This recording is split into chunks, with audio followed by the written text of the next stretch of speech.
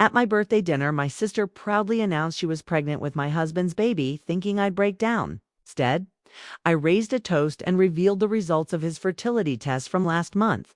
Suddenly, everyone realized he couldn't possibly be the father. My sister chose my 30th birthday dinner to announce her pregnancy with my husband. She expected me to crumble, but instead, I raised a glass for a toast. That's when I revealed the results of the fertility test he'd taken last month. And in an instant, everyone knew the truth. The thing about revenge is, it's so much sweeter when you serve it with a smile. I kept repeating that to myself as I sat at the head of the table at LeBlanc, surrounded by the very people I thought I trusted most.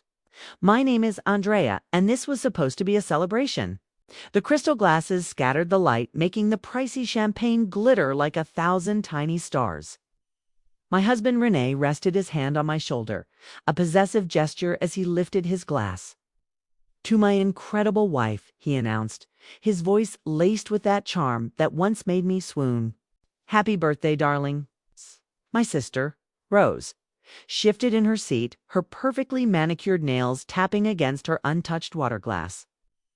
That should have been my first red flag if I hadn't already known what was coming. Actually, Rose cut in just as everyone was about to sip their champagne. "I have an announcement of my own." My mother, Linda, beamed at her. Of course, she was in on it. She always knew everything about Rose first. I'm pregnant. Rose's voice echoed through the private dining room.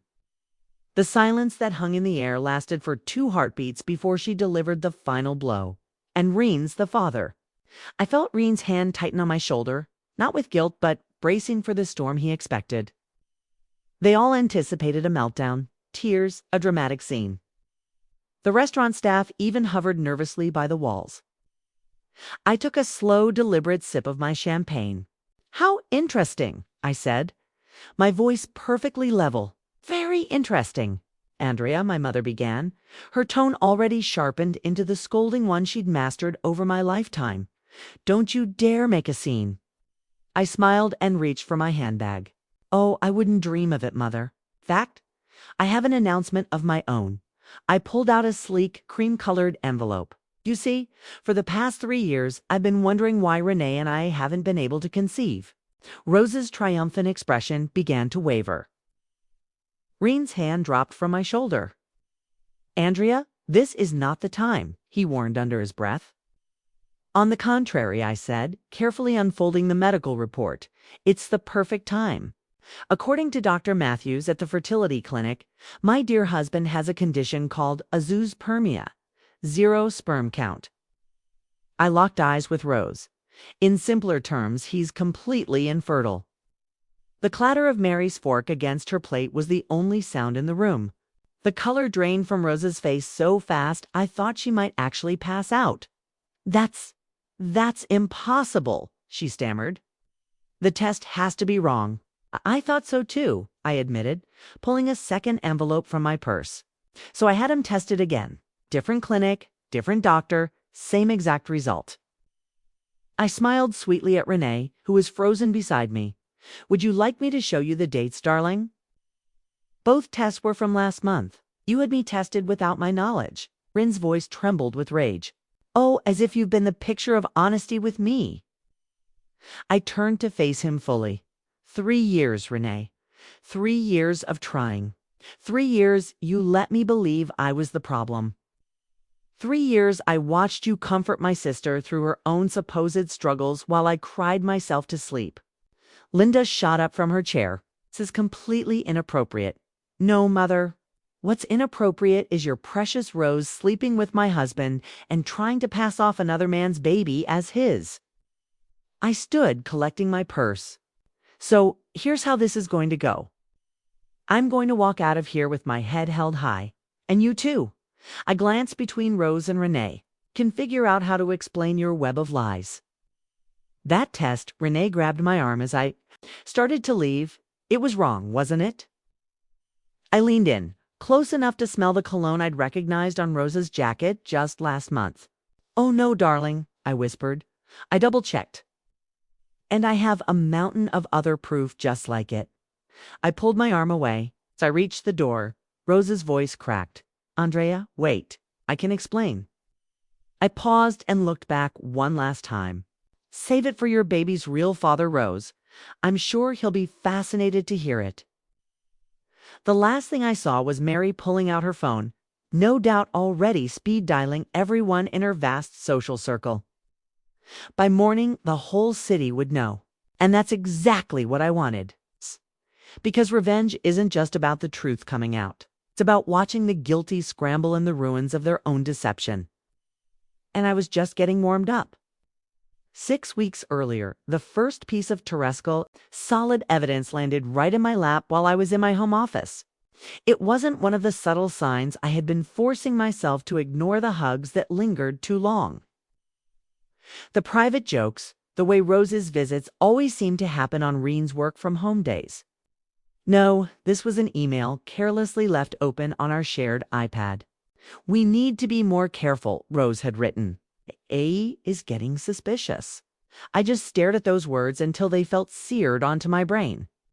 Not Andrea, not my sister, just as if I were nothing more than an obstacle. The next morning, I called my friend Angela. Meet me for coffee, I said. And please, no questions until we're sitting down. 20 minutes later, we were tucked into a corner booth at Cafe Luna, far from any curious ears. Let me see that again, Angela said, looking at the email on my phone. Couldn't this mean something else? Look at the timestamp, Ange. 11:47 p.m. Why is my sister emailing my husband in the middle of the night? Angela's expression hardened. What are you going to do? First, I said, stirring my untouched coffee, I'm paying a visit to Dr. Matthews. Remember how Renee insisted on handling all the fertility appointments? How he always came back with these vague updates about just needing to keep trying. You think he was lying about the results? She asked. I think I replied, I'm done letting other people define my reality. Dr. Matthews's office was just as I remembered, sterile, professional, with that faint, clean scent of antiseptic. The receptionist recognized me instantly. Mrs. Jensen, we haven't seen you in a while. Need copies of all our test results, I stated calmly. Everything you have on file for both me and my husband. She hesitated. Mr. Jensen usually handles the paperwork. I'm aware, I said, putting on my best sweet and disarming rose smile. But as his wife and a patient, I have a legal right to our shared medical records. Unless, of course, there's some reason I shouldn't see them. 15 minutes later, I was in my car, my hands trembling as I read the files. My own results were perfectly normal and always had been. But under Reen's name, there was nothing. No tests, no results, no records. He'd never taken a single one. 3 years. I told Angela later that day. 3 years of trying, and he never even got tested. That monster, Angela whispered. But why? Control, I said simply. As long as we were trying, he had an excuse for everything. My sadness was just hormone treatments. My suspicions were baby stress. My isolation was doctor's orders to avoid stress. I pulled out my physical planner, the one Renee always mocked me for using. So I made an appointment. I told him it was a romantic surprise dinner. I served him champagne laced with a sleeping pill. Angela's eyes widened. Don't worry, a perfectly safe dose. Just enough to ensure he slept soundly while the mobile clinic came and ran their tests. That's how I got the first results. The second test was the same method, just a different clinic. I had to be absolutely sure. But that's not even the craziest part, I said, closing my planner. Last week, I saw Rose at the very same fertility clinic. She was leaving just as I was arriving to pick up the second test results. Angela leaned in closer. You think she's really pregnant? Oh, I know she is, I confirmed. She's been dodging wine at family dinners for weeks, blaming it on antibiotics. I pulled out my phone and showed Angela a series of photos. She's also been meeting with someone, and it's not Renee. The pictures clearly showed Rose outside a coffee shop, then getting into a car. The driver's face was visible in one shot, a handsome man with dark hair. His name's Ricky, I explained. Her ex from college. Found him on social media. They've been liking each other's posts for months. So the baby might not even be Reen's. Angela pieced it together. She's probably using the affair to trap Renee to make him finally leave you. I let out a dry, humorless laugh. The beautiful irony is that she has no idea he can't have children. He's been lying to her, too. Angela reached out and squeezed my hand. What's your plan? I pulled out an elegant cream-colored invitation. My birthday dinner. I'm going to let them have their big moment. I'm going to let them think they've won. My voice was steady, icy.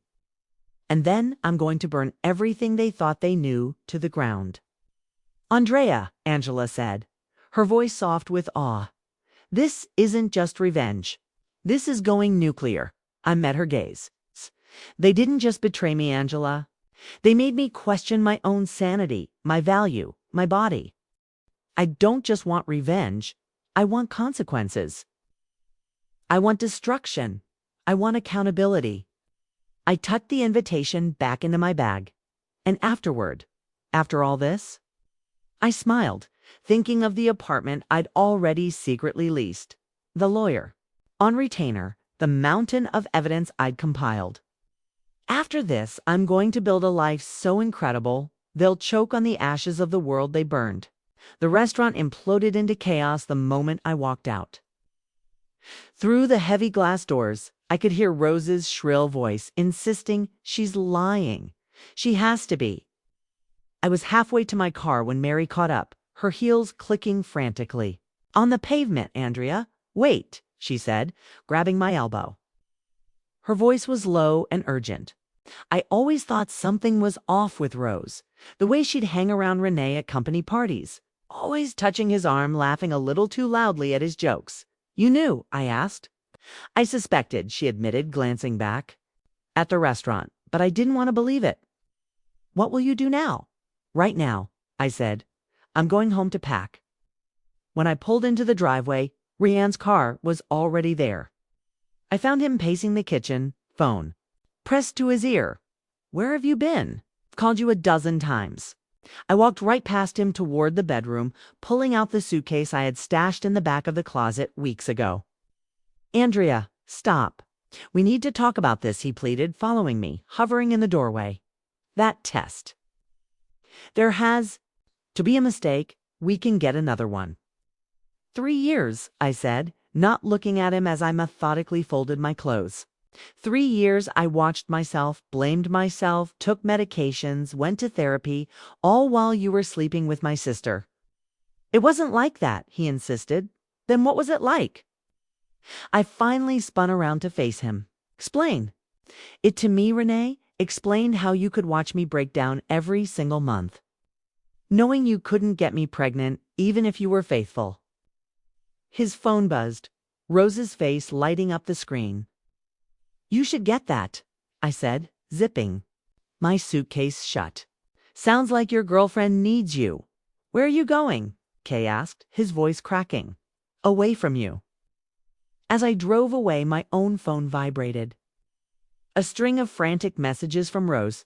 We need to stick to our story. Oh, she's bluffing.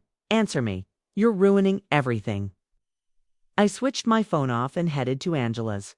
She was waiting on her porch with a bottle of wine and 2 glasses. Mary called, she said, as I sat down. Apparently, Rose had a total public meltdown after you left. Started screaming about how you've always been jealous of her. I took a long swallow of wine. Remember 2 months ago when I mentioned seeing Rose at the fertility clinic? Yeah, well, I did more than just see her. I pulled out my phone and opened a photo. I followed her inside. The image showed Rose at the reception desk, her hand resting on her still flat stomach. She was there for a prenatal appointment, I explained. But get this, she used her old insurance card. The one from when she was still with Ricky. Angela's eyes widened in disbelief. Her ex, the same one she's been secretly meeting. I showed her another photo, Rose and Ricky outside a cafe, his hand resting casually on her lower back. I found his online profile. He's been posting all these cryptic things about second chances and unexpected blessings. Holy. Angela grabbed her laptop. Let me see what I can find. While she typed, a text from Mary came through. Renee is telling everyone you're having a mental breakdown. Rose is backing him up. Found him. Angela spun the screen towards me. Look at his social media, and there it was. A hidden photo album on Ricky's profile. Pictures of him and Rose on various dates over the last few months. They weren't tagged, but they weren't deleted either. Look at the timestamps, Angela pointed. These are all from around the time she would have conceived. My phone buzzed again. This time, it was my mother. Andrea, she said, her voice tight with fury the moment I answered. What you did tonight was unforgivable. What I did? What about what Rose did? She's your sister, and she's carrying your husband's child. Couldn't help but laugh. No, Mother. She's carrying someone else's child and trying to pin it on Renee. But don't worry, I'm sure that won't tarnish her status as your perfect daughter. You've always been jealous of her. No, I said quietly, a lifetime of resentment in my voice. I've always been your scapegoat, but that ends now. I hung up the phone just as Angela found something else. A comment Ricky had left on one of Rose's photos from a party 4 months ago. Best night of my life, Andrea, Angela said slowly. You have to talk to him. I nodded, already drafting an email in my head. Oh, I plan to. But first, I need to make a few calls, starting with Reen's company. What are you going to tell them? She asked. I smiled, thinking of the financial documents I'd uncovered while digging for evidence of the affair. The truth. That their vice president of finance has been falsifying reports. And that's just for starters. Because revenge isn't just about exposing a single lie. It's about pulling on every single thread until their entire world unravels. I met Ricky at a quiet coffee shop downtown, far from any of our usual spots. He was already there when I walked in, nervously fiddling with a paper cup, looking just as he did in the photos, handsome in that boy-next-door way Rose always went for. Thanks for meeting me, I said, sliding into the booth. I'm Andrea, Rose's sister. He wouldn't look me in the eye. Look, I'm not sure what this is about. I think you know exactly what this is about. I placed my phone on the table, screen up, displaying the photo of him and Rose outside the fertility clinic. The holiday party at the Grand. 4 months ago? Ring any bells? His face went white. She told me she was single. Of course she did, I said, taking a sip of my coffee. She's pregnant, Ricky, and she's trying to pass the baby off as my husband's. He lurched forward, knocking his cup over. Coffee spilled across the table. She's, what? Pregnant? I repeated. About 4 months along, I'd guess. Interesting timing, don't you think? Ricky fumbled for napkins, his hands shaking as he tried to clean up the mess. We used protection. She said she was on birth control. Rose has always had a creative relationship with the truth, I said, pulling a folded document from my purse. I need you to sign this. What is it? Consent for a paternity test. Just to be sure. He stared at the paper for a long, silent moment. If I sign this, Rose will know I talked to you. Rose is about to lose everything. Anyway, I said quietly, the only question is whether you want to know the truth. He signed it. Meanwhile, across town, Reen's perfectly managed world was starting to crumble. His assistant, who was loyal to me, had forwarded an email. Chain? His colleagues were avoiding him. His boss was reconsidering his position. And the board had called an emergency meeting. I'd sent them an anonymous tip about the falsified financial reports. It's complete with copies of his fertility tests and a carefully worded note about his trustworthiness. My phone buzzed. It was a text from Angela. Rose just showed up at your mom's full-on waterworks. I drove over, parking across the street. Through their big living room window, I could see Rose sobbing on the couch while my mother patted her hand, the perfect victim, as always. I walked in without knocking. How dare you? Rose shot up, mascara already streaking down her tear-stained cheeks. "You're trying to ruin my life. You ruined your own life," I said calmly. "I'm just shining a spotlight on the truth. The truth." My mother stood, her voice trembling with rage. "The truth is you're trying to destroy your sister because you couldn't keep your own husband happy." "Really, Mother? That's your take on this? That I'm somehow responsible for Rose sleeping with my husband? You were always so cold," Linda spat back. "It's wrapped up in your career. What did you expect?" I laughed.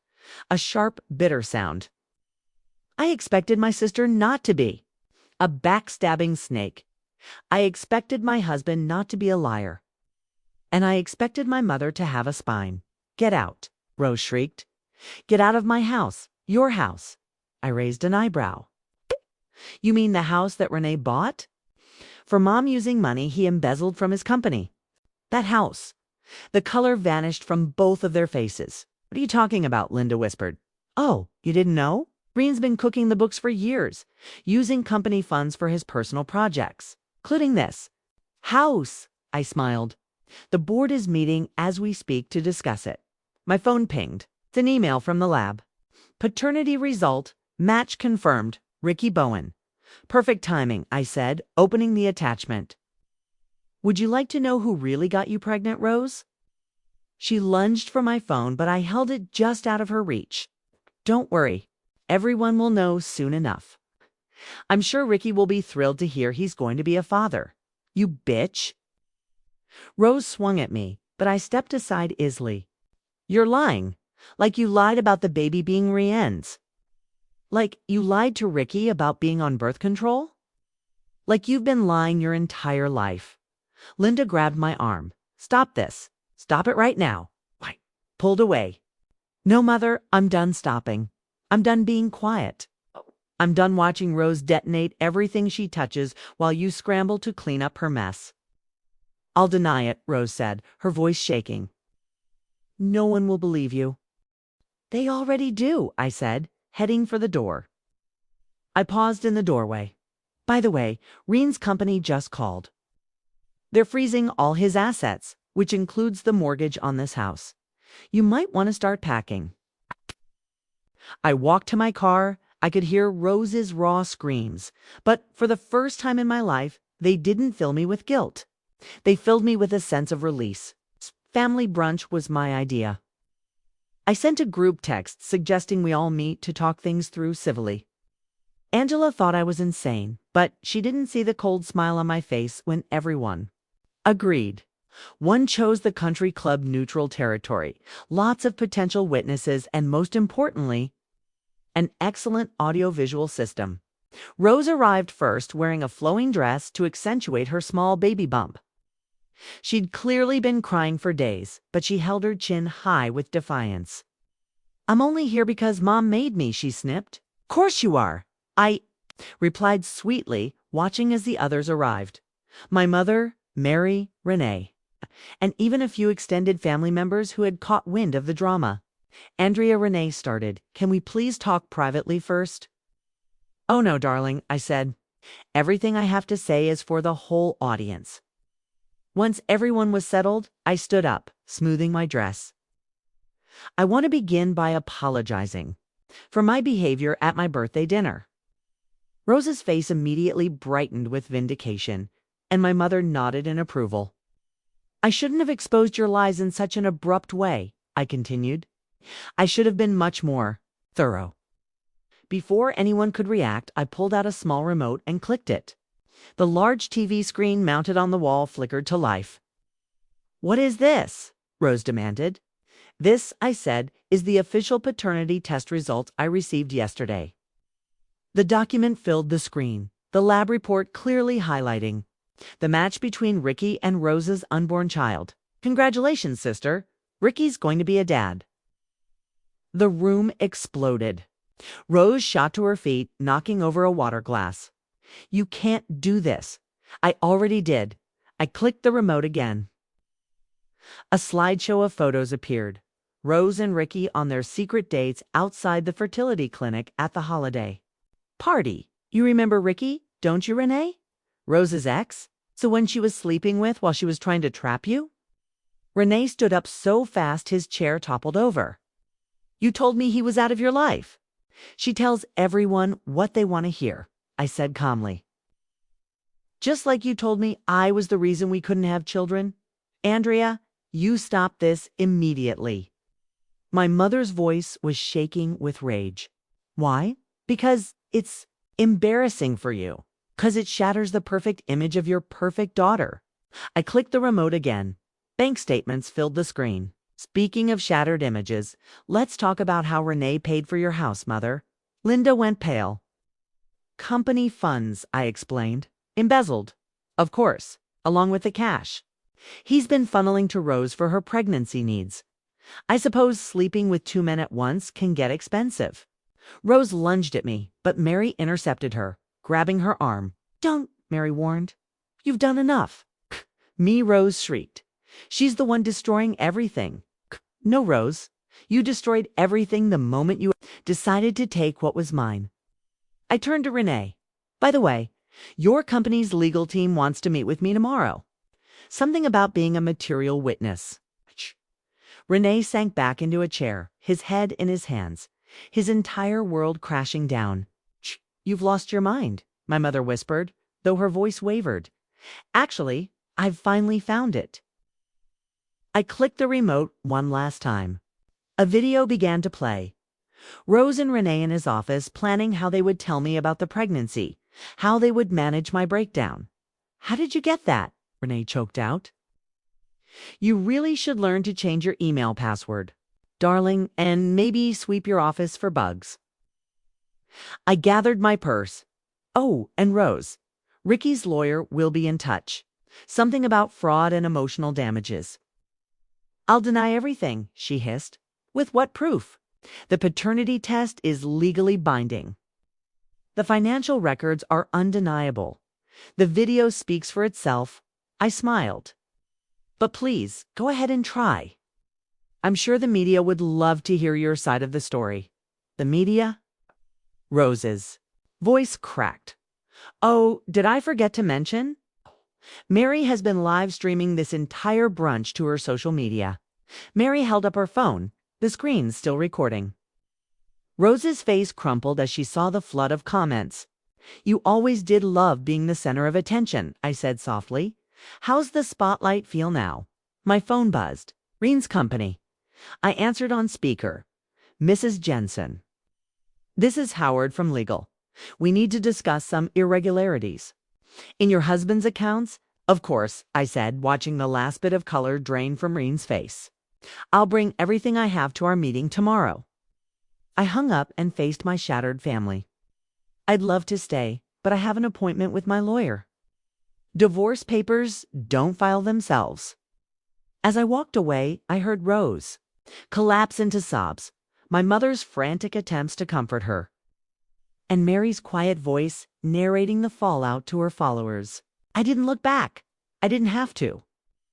The truth was out, and it was more destructive than any lie they could ever tell. My mother showed up at my temporary apartment the next day, uninvited. She looked a decade older, the weight of the scandal.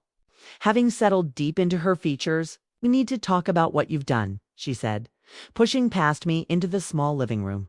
What I've done. I closed the door. Not what Rose did. Not what Renee did. I always worried you'd inherit your father's cruel streak, she said, her hands trembling as she sat. It's calculated revenge. It's exactly something he would have done.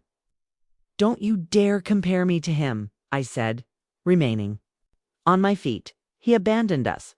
I'm protecting myself. It's by destroying your sister's life, your husband's career. They destroyed themselves. I just held up a mirror. My phone buzzed a text from Angela about a new discovery, but before I could check it, my mother spoke again. Rose is a wreck. She can barely eat or sleep, like I was for 3 years. I cut her off while she was sleeping with my husband, while you were helping her cover it up. Linda's face went white. I never save it.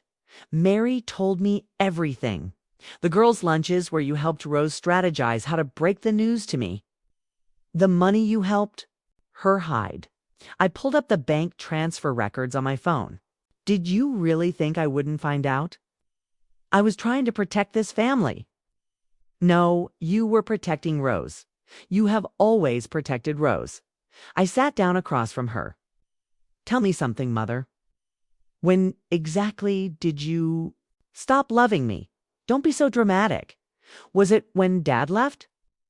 Was it when I refused to be the perfect, pliable daughter? Or was it when I started to succeed on my own, without your help? The silence was thick and suffocating. Just then, Angela burst through the door, waving a sheaf of papers. Andrea, you have to see. She stopped short, seeing my mother. Sorry, I didn't realize. It's fine, I said. What did you find? Angela hesitated, then continued. Renee took out a $50,000 loan. In your name? It was transferred to Rose's account 3 months ago. My mother's sharp intake of breath was all the confirmation I needed. You knew about this too, didn't you? Rose needed help, Linda whispered. For the fertility treatments, the prenatal care. The fertility treatments she didn't need because she was already pregnant by another man. I laughed, a bitter, hollow sound. Or the prenatal care she was billing to Ricky's insurance. Angela handed me the loan documents. There's more, she said. The bank is investigating it as fraud. They've frozen all your joint accounts. Good. I turned back to my mother. You should probably give Rose a heads up. Her credit cards are about to stop working. Linda struggled to her feet, swaying. You are going to regret this vindictiveness. No, Mother. I regret the years I wasted trying to earn your approval.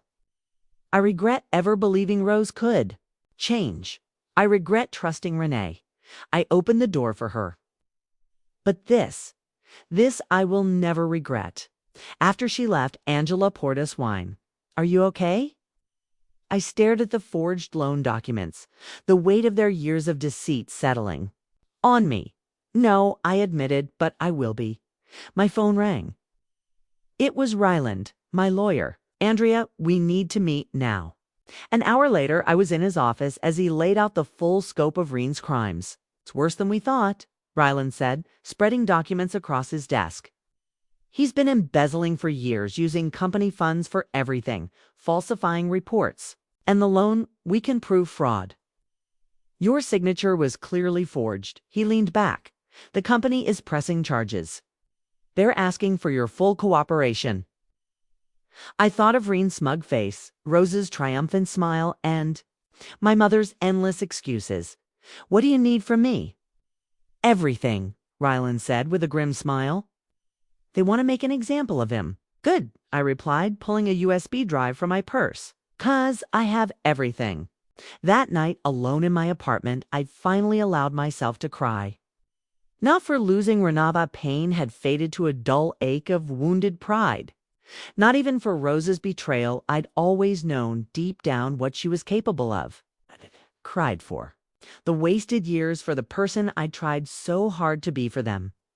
I cried for the family I thought I had, and for the life I had unknowingly built on a foundation of lies. My phone lit up. Text from Angela. Turn on the news. And there it was. A special report on Reen's company announcing a major internal lead. I said I'd do internal. Investigation into financial fraud. A side story on the social media implosion of maternity influencer Rose Holland. A mention of my mother's country club membership being under review. The whole facade was crumbling, revealing the ugly truth underneath. They had all chosen their parts to play. Now they had to live with the reviews. The blare of the security alarm jolted me awake at 3 a.m. I was already grabbing my phone when I heard the sound of breaking glass downstairs. Andrea, Reen's voice, slurred and furious, echoed up the stairwell. I know you're in there. Hate. The emergency button on my phone's security app, the one Ryland had insisted Anand, then dialed Angela. He's here, I whispered. Renee broke in. The police are on their way, she said, her voice a calm anchor. Don't engage him. Stay in your room. But he was already stumbling up the stairs, his footsteps heavy and uncoordinated. You ruined everything, he bellowed. My job, my reputation. Your ability to steal money, I called back, my hand tightening around the baseball bat I'd started keeping by my bed. Your chance to play house with my sister. He appeared in the doorway, a mess of disheveled clothes and the stench of whiskey. You think you're so damn smart, he sneered. But you're just a cold, bitter woman who couldn't keep her husband. And you're just a pathetic thief who couldn't keep it in his pants, I retorted, holding the bat at the ready. Get out before the cops get here. He lunged, but years of drunken nights had dulled his reflexes. I sidestepped him easily and brought the bat down hard on his knee. He howled, crumpling to the floor just as sirens wailed in the distance.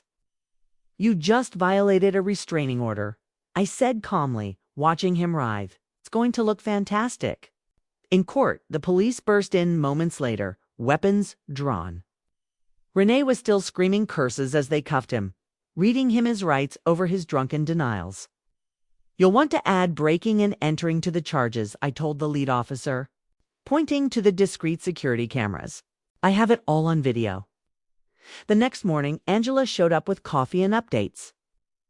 Rose's influencer career is officially dead, she announced. She's lost over half her followers. Trending topic, #MaternityQueenExposed. Oh, how tragic, I said, scrolling through the headlines on my phone. She's trying to do damage control, Angela continued, putting out statements claiming it was all a big misunderstanding and that you're mentally unstable. Is that why she's been dodging Ricky's lawyers? I showed her an email from Ryland. They're filing a civil suit. Turns out, lying about paternity to commit fraud is generally frowned upon. My phone buzzed. A text from Mary. Rose just tried to get into the country club. They revoked her membership. She had a complete meltdown in the lobby. Your sister always did love an audience, Angela remarked dryly. Speaking of audiences, I pulled up a local news site. Reen's arrest was the top story, complete with a glorious mugshot and a detailed summary of the investigation. Heard from your mom? Angela asked. Nonstop calls. I said, showing her my long list of blocked numbers. Probably wants me to drop the charges against Renee to save the family name. Some family. I decided to end this chapter where it truly began, at the cafe where I'd first confirmed my suspicions. Rose was already there, looking smaller, her designer clothes swapped for a plain, drab maternity dress. Come to gloat, she asked, not looking up. No, I came to give you this. I handed her a small gift bag. She opened it cautiously and pulled out a single pacifier, wrapped in the newspaper clippings detailing her scandal. Her face crumpled. Why are you doing this to me? Because you need to understand something, I said, leaning forward. I guess. Isn't just about revenge anymore, Rose. This is about consequences. Every single choice you made, every lie you told, has led you to this exact moment. I never meant. Yes, you did. I cut her off. You meant to steal my husband. You meant to pass off another man's baby as his. You meant to ruin my life and my sanity. I stood up, but here's the thing about destruction, Rose. Sometimes it has blowback. I hate you, she whispered, tears streaming down her face. No, you hate yourself. And that, finally, is no longer my problem. I dropped a manila envelope on the table. By the way, Ricky's lawyers asked me to give you this. They're seeking full custody as soon as the baby is born. Her choked sobs followed me out of the cafe, but I didn't look back. I didn't need to see her pain to know it was real. My phone buzzed one last time. A message from Ryland. Renee is pleading guilty to all charges. The company wants to settle 7 figures. I smiled, thinking of the new life that was waiting, the freedom I had fought for, the peace I had finally earned. Because sometimes the best revenge isn't just exposing the truth. It's watching karma handle the details while you walk away completely clean. The moving truck pulled away from my new apartment building, leaving me in a space that was, for the first time, completely and totally mine. Sunlight poured through the floor-to-ceiling windows, warming the brand-new hardwood floors. There were no traces of Renee, no echoes of Rose, just quiet. My phone buzzed. Angela was downstairs with housewarming wine. "This place is incredible," she said, taking in the panoramic city view. "How does it feel?" "Like freedom," I replied, uncorking the bottle. "Did you see the news? Renee got 8 years. Seems a little light considering." "The money was never the point," I said, handing her a glass. "It was the lies, the manipulation. The way he made me question my own mind for years." "Speaking of manipulation," Angela said, pulling out her phone. "Rose had her baby yesterday." "I know. Ricky's lawyer called me." I smiled. "A DNA test was done at the hospital. He's filing for sole custody, citing her unstable behavior and the fraud. Your mother must be ecstatic." "Wouldn't know. Haven't spoken to her since she tried to bribe me into dropping the charges against Renee." I sat on my new sofa. The soft fabric cooled beneath my hand. She made her choice. Now she has to live on that side of the line. The doorbell rang. It was Mary, holding a large orchid and a thick envelope. "Thought you might want this," she said. "Reen's sister sent it to me. She found it while cleaning out his old office." Inside were photos of me and Renee from happier times, mixed with family gatherings and holidays. At the very bottom was a letter dated 3 years ago from Rose to Renee. "She's too focused on her career, too cold. You deserve better. We deserve better." "They were planning this for years," I said quietly. And now they have nothing," Mary replied. "Reen's in prison, Rose lost the baby to Ricky, and your mother's house is being seized by the bank as part of the fraud settlement." "Karma is quite the architect," Angela mused. My phone lit up with a text from Ryland. "Settlement check just cleared. You are officially a very wealthy woman." "What are you going to do now?" Mary asked. "Already did." I showed them my laptop screen, which displayed a confirmation email for a major donation to a fertility support charity. They help women who have been gaslit, manipulated, or abused during their fertility journeys, taking something so ugly and using it to create something beautiful. Angela said softly, "That's the real point of revenge, isn't it?" I replied. "It's not about destroying them. It's about rebuilding you." The doorbell rang again. This time, a courier with a large package from the very fertility clinic where I'd first uncovered Reen's deception. Inside was a handwritten letter. "Dear Ms. Jensen, we were so moved by your story and your incredibly generous donation. We would be honored to offer you our services free of charge whenever you are ready to start your own family. On your own terms. Are you going to do it?" Angela asked gently. "Maybe," I said. "But not because I feel like I need a child to be whole, and not because it's what society expects. Only if and when I choose to." I walked to the massive window, watching the sunset paint the sky in shades of gold and rose. Behind me, I could hear Angela and Mary talking about dinner, their voices warm and real. True friendship, not the conditional support my family had offered. My phone buzzed one last time. It's an unknown number. I knew it was Rose. I declined the call and blocked the number. "You know what I learned through all of this?" I said, turning back to my friends. They all expected me to shatter, to break down. They expected me to need their twisted version of love so badly that I would eventually forgive anything. "But you didn't," Angela said, smiling. "No. Instead, I built myself a balcony so I could get a better view of their downfall." I raised my glass to karma. "To karma," they echoed.